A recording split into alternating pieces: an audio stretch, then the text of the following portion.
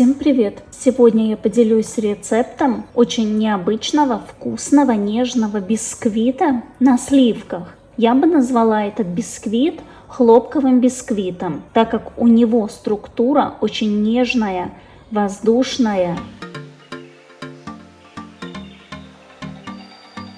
Нам понадобится 4 яйца и сахар. Яйца взбиваем с сахаром до светлой воздушной массы. К этому времени сахар полностью растворится.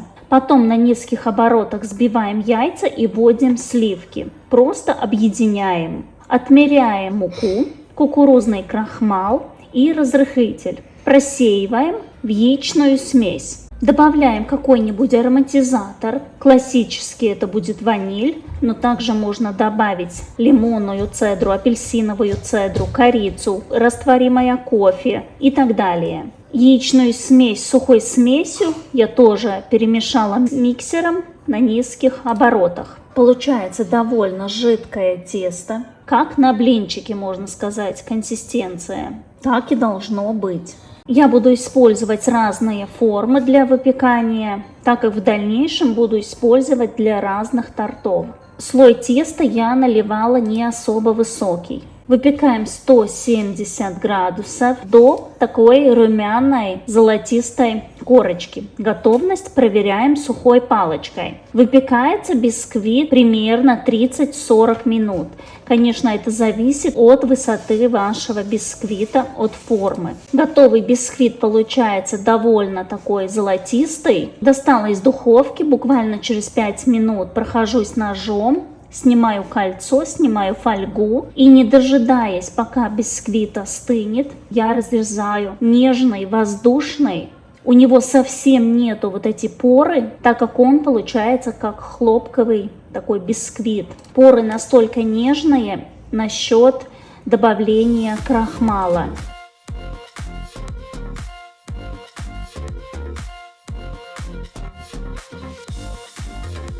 Верхнюю часть бисквита, как всегда, я отрезаю. Она визуально настолько темная, что некрасиво будет смотреться в разрезе торта.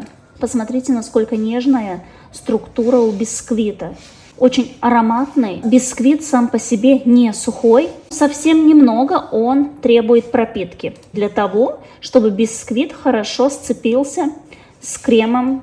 В следующем видео я поделюсь муссовым тортом, в котором я использую этот бисквит.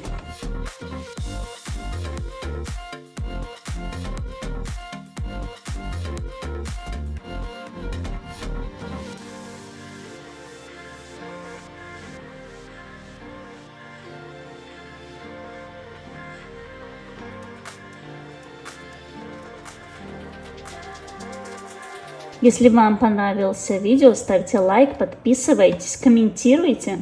И встречаемся в следующем видео с очень вкусным нежным тортиком. Всем пока!